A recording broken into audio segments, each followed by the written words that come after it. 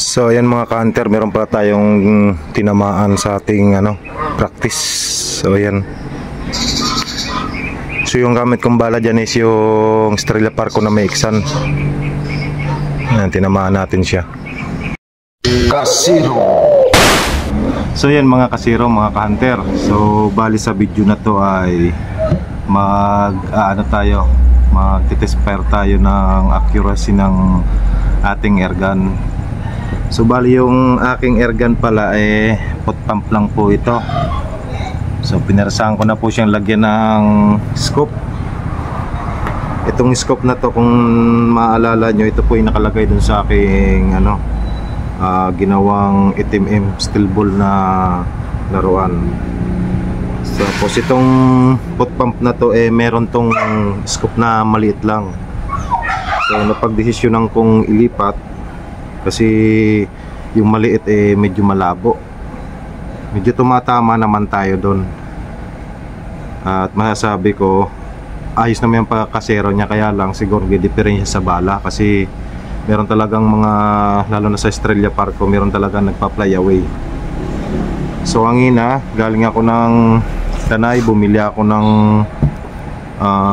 ito na Silver Streak, tsaka isang uri ng Estrella Parco, yung walang liig. So tatry natin, tsaka sinisero ko rin to, although wala tayong gato, pero gastos nga lang sa bala.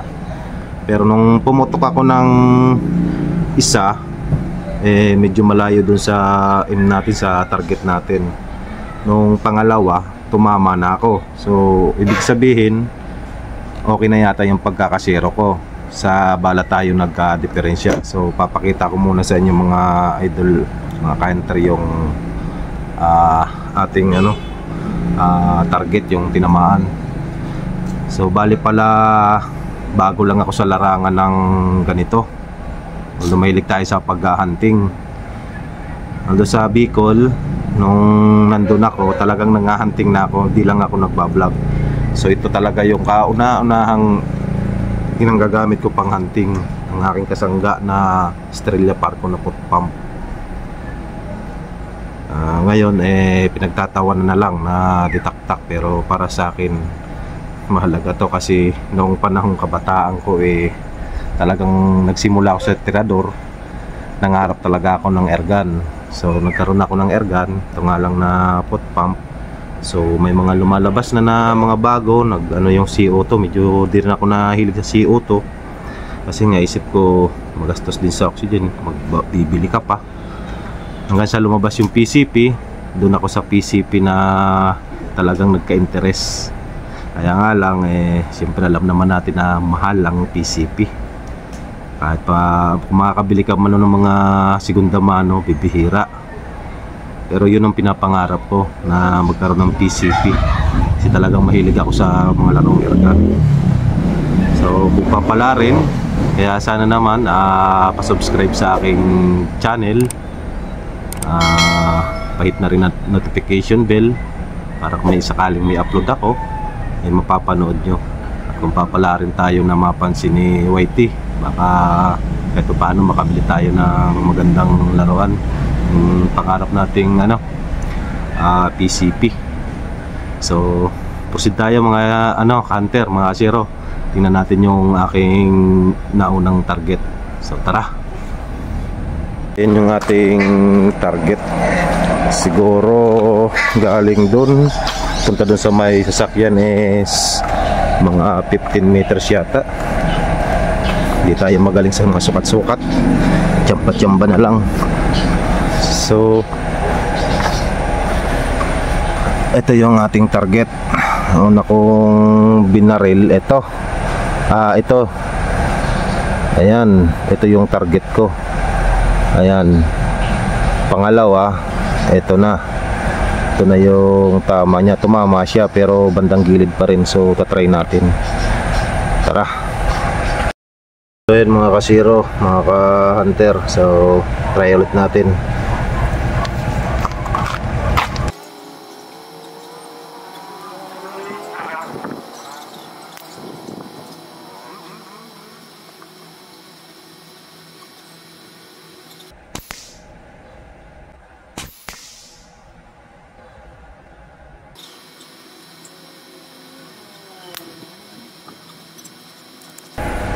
So yun mga kasiro, mga hunters, siya pala natin dalawang target. Medyo in-adjust ko pa kanina at hindi tinamaan kanina yung ano isa. So eto, gitna na. So maganda na yan. Nasaan na ba yun? Masyado palang ano, pasensya na mga ka-hunters, masyado palang nakasum kanina, hindi ko makita kasi madilim. So ito, sentro na. Ito kanina yung tama, so in-adjust ko ulit siya. So ayan na siya.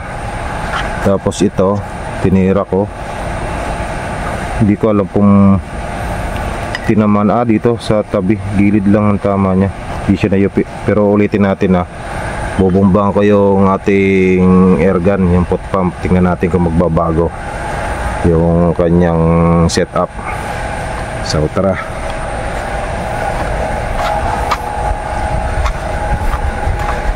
Di ko pala kanina nabalik yung zoom, hindi ko kasi makakita hirap pag isa lang yung camera. So ayan mga ka-hunter, tsagaan nyo lang, pinakasuporta nyo sa akin. Mababago naman to pag tayo pinagpala magkaroon. So bubombahan ko yung airgun natin.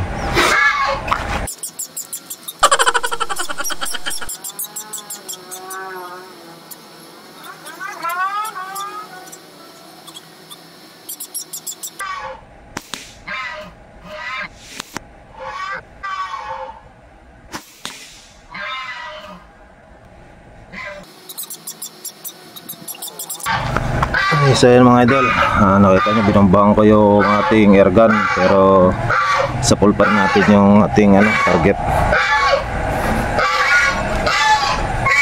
Actually, yung nilagyan ko siya ng scope na maliit, di naman siya nagbago, sa bala lang talaga minsan. So ito mga saan ba? Madilim. So ito hunter, tama niya. Mababa lang, bumababa kasi yung bala, pero dito maganda yung patama. Nakadepende siguro sa bala, kasi yung balang ginagamit ko ay yung Maixan. So papakita ko sa inyo yung Maixan.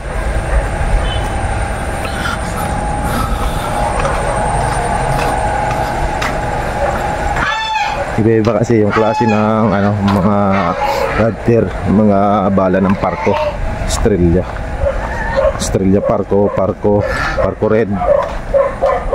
Bumili ako, wala lang kasi silang ibang wala silang yung magandang bala, mga binabala ng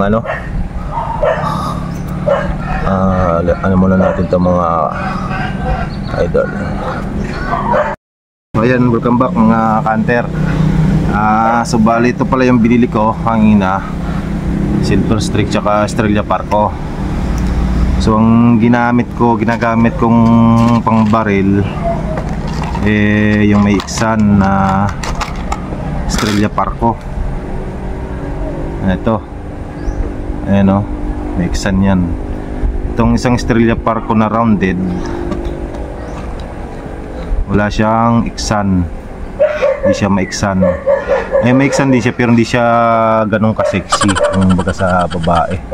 Ayan kung napapansin nyo, ito talagang may kurbang-kurba talaga yung bewang niya kaysa dito. So yun, ang ginamit ko pala ito.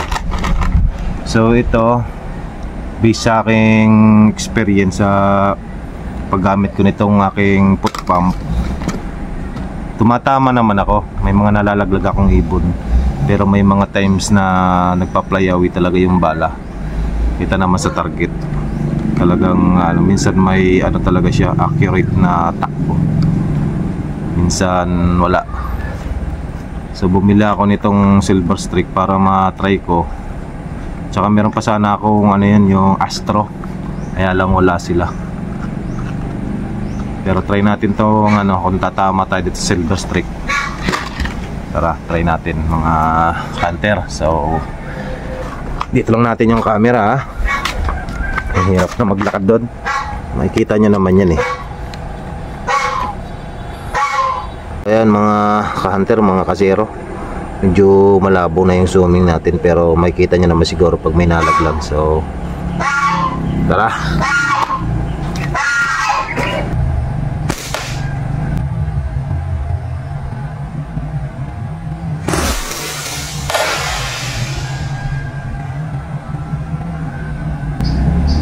Ayun, natin yung tama mga idol.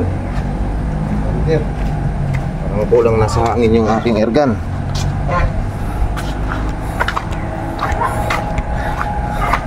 Malikot lang siguro yung aking kamay. Kung makikita nyo, kung may side cam ako, malikot na talaga yung kamay ko. Wala tayong gato eh.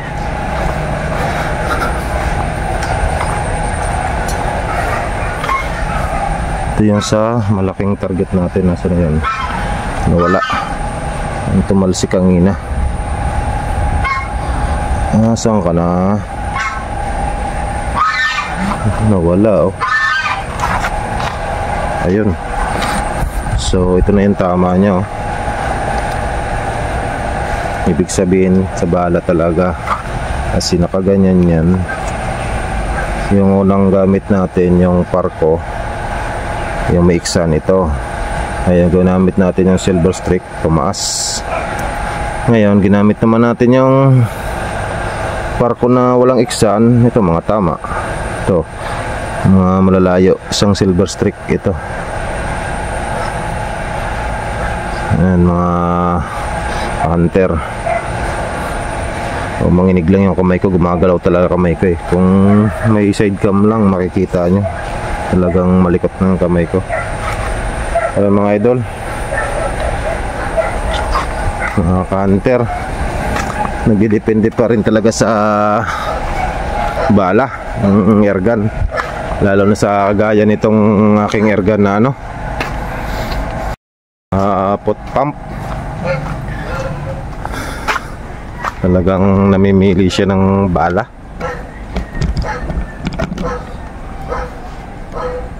Ibig sabihin hindi naman na babara, yung accuracy lang ng ano, ng tama, nababago. Okay naman eh. Try pa nga natin Silver Streak. Maubos lang yung bala natin sa kakaano ah. May budget tayo, bumili sana ako ng marami. Wala. Sinabay ko lang yung sakuha ng restaurant motor ko.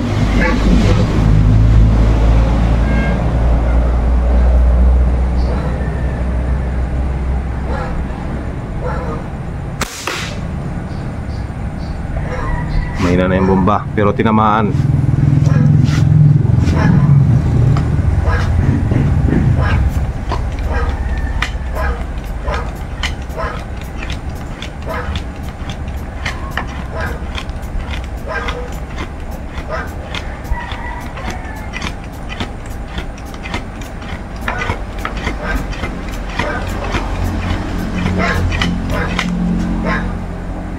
So ito pa lang aking foot pump ay hindi ko no-over sa karga, bomba.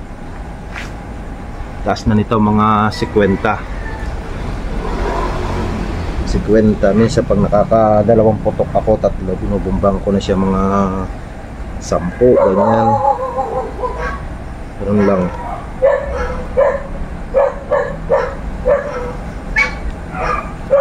So hirap ko nang balik pasingawin.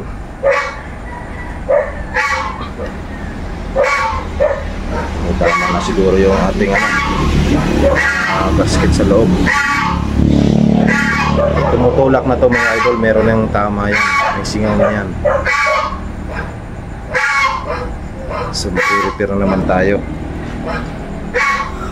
Bubukas tayo ng ano nito. Ay ayun, ano lang pala ng ano, ng hangin, naabusulan. So bumalik na siya sa dati. So try ulit. Pero kung ibon yun, bagsak na. Tinamaan natin eh.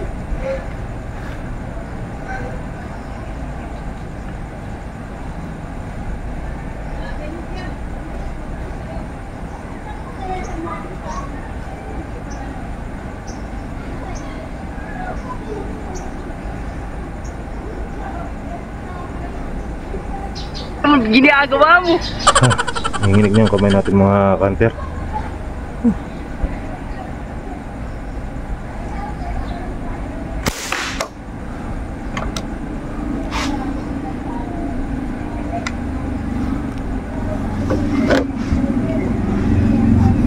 Gumalaw. Ay, nakakapagod. So yun lang mga kanter. At pag nakakapagod magbumba, so update ko lang kayo pag tayo nakakatama ng ibon. So hanggang dito na lang at pagpasensyaan nyo na at baguhan lang. So sana pala rin tayo na magkaroon tayo ng PCP. Di po sa akin yung sasakyan na yan, sa boss ko yan. Baka magtaka kayo, meron ako sasakyan pero hindi ako makabili ng PCP. So ilang mga ka-hunter, mga ka-zero, maraming salamat sa pagtsatsaga sa panonood. Hanggang sa muli.